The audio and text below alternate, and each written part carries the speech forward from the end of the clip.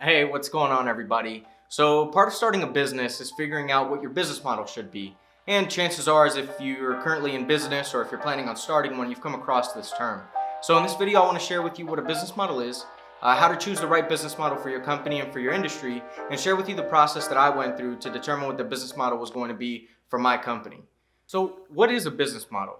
I think before we can get into that definition, we need to figure out what a business model isn't. And sometimes I feel like people make a mistake here in thinking that a business model is actually a business plan, and that's not true at all. So a business plan is typically this really long document that people put together, and it has some of the things that you can find in a business model, along with more operational things and some financial projections, which are 100% guaranteed to change. So a business model is more than just determining how you're going to make money, right? A business model sets out to figure out who your customer is, how you're planning on reaching them, and the value that you're trying to deliver, whether through a product or a service.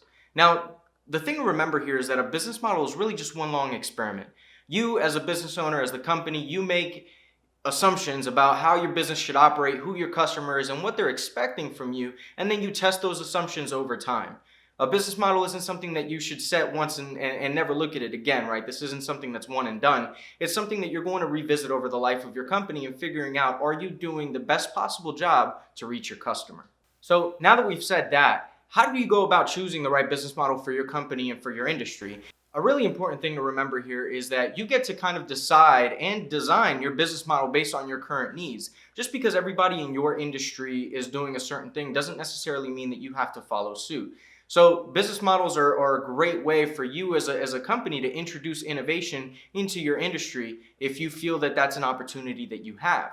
Now, with that said, sometimes it is a good idea to follow best practices, and it really is just going to come down to you and how you're trying to reach your customer. So some examples of business models that you might want to try to copy or introduce into your company we can look at subscriptions. So a perfect company that comes to mind here is Netflix, right? We all pay a certain amount of money every month and we get access to Netflix and all of the movies and shows that they have. Another example is freemium, and a lot of mobile games like to do this where you can download the game for free, you can start playing, but if you want additional things like new levels or skins or things like that, that costs extra. Another example is the multi-sided platform, and LinkedIn is a good company to look at here where people can go on there as individuals. You pay a certain amount a month to be able to access all of the jobs, all of the different benefits that LinkedIn has for you. But then LinkedIn also has a separate product offering for companies and their HR personnel and their sales force to be able to go on there, prospect, find great candidates and things like that. When designing a business model for your company, you could just try to split it into two parts. And these two parts are how you actually make your product and then how you deliver that service. Now, you could go through, write all of your assumptions out, and then test them, or you can go another route. And this is the route that I went. So there's something called the business model canvas. It's made by a company called Strategizer, and it's absolutely fantastic. You can go on their website and you can find everything you need on there, but I actually would recommend buying the book. I found that buying the book kind of walks you through the entire exercise of how you develop a business model and how you actually get your assumptions down on paper so that you can start testing these things. So Business Model Canvas by Strategizer, definitely check it out. So for my company, that's what we used to determine what our business model was going to be. And it actually walks you through 9 key areas that you're going to have to look at when determining this holistic business model for your company. So the first part of building a business model canvas is your customer segments. And this is really just how you're planning on grouping your customers. Now, it's important to have different customer segments because your customers might need or require different things from you. So you can't really just offer one product because that one size fits all approach isn't really going to work here.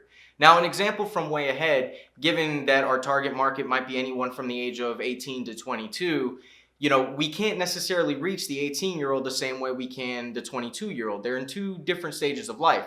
The 18-year-old might still be in high school, whereas the 22-year-old might be getting ready to graduate college. So these are things that we need to determine how we want to break out our customer segments and figure out how are we going to tailor our value proposition to these people. The next step here is going to be your value proposition. Now, I already mentioned that I wasn't going to go into too much depth here with the value proposition, but just understand that what we're looking at here is how are we planning on solving one of our customers' problems, right? What's a pain point that they have and how does our product actually make that better? What is the benefit that they can gain from using our product versus using our competitors? Now, again, stay tuned for a much longer video on value proposition, but I definitely just wanted to cover that really quickly. The third step is going to be your channels. how are you planning on reaching your customer?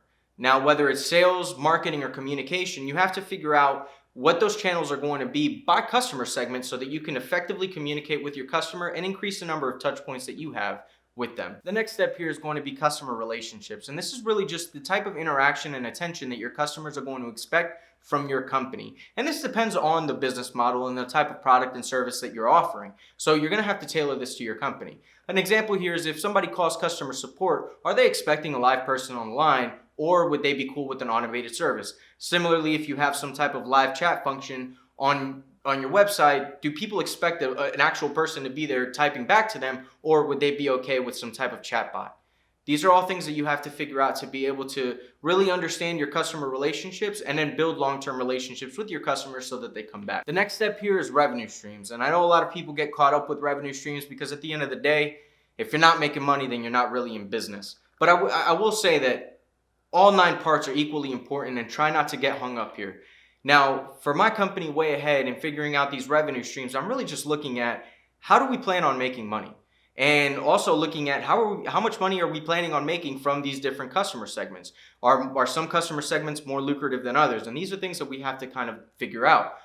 For our company, since we're not really selling a product, we might be looking more at advertising revenue or affiliate marketing or some type of upselling of additional features that, through partnerships, which we'll cover later on. So these are all of the different things that we're looking at it, and we kind of get creative here and figure out, how do we want to bring money in to actually be able to deliver on our value proposition. The next thing we're looking at are key resources. So key resources are things that you absolutely cannot live without to be able to do your job as a company in delivering on your value proposition. So if you need money, if you need a manufacturing facility, if you need people to develop your code base, if you need all of these things are going to be key resources for you to actually be able to deliver on your value proposition, and you need to be very clear about what those are.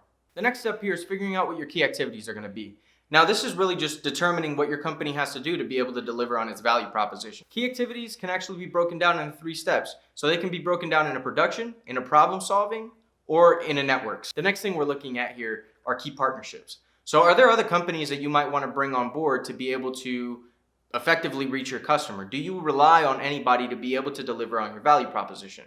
So for me, looking at Way Ahead, since I'm targeting a certain demographic, let's call it 18 to 22, I might want to form partnerships with high schools or community colleges or universities to be able to get my product out there and to be able to serve my customer segment. So the last thing that we're looking at here is cost structure. And like it sounds, we're really looking at what expenses our company has on a recurring basis that we need to pay to be able to continually deliver on our value proposition. Now, in the most simplistic terms, when looking at your revenue streams and looking at your cost structures, your revenue stream should be able to support your cost structure at a minimum, right? If you're looking at your revenue streams, you realize I might not be able to make enough money here to actually be able to support all the cost structure that I currently have, then you might need to reconsider your revenue streams or your business model as a whole. It really just depends. One of the things that you can always do as a company is try to figure out where can you bring your cost structure down, and then maybe that alleviates some of the stress and some of the burden on your revenue streams. So there you have it, folks. In this video, I went over what a business model was, how to figure out what the business model should be for your company, in your industry, and I also shared the process that I went through in determining what the business model was going to be for my business, along with sharing some examples of a few of the things that I'm considering when figuring out what my model is going to be. Now, the next video that I'm planning on making is figuring out what the value proposition is going to be for your company and walking you through that process, so definitely stay tuned. If you like this video, please hit subscribe, and I'll catch everybody later.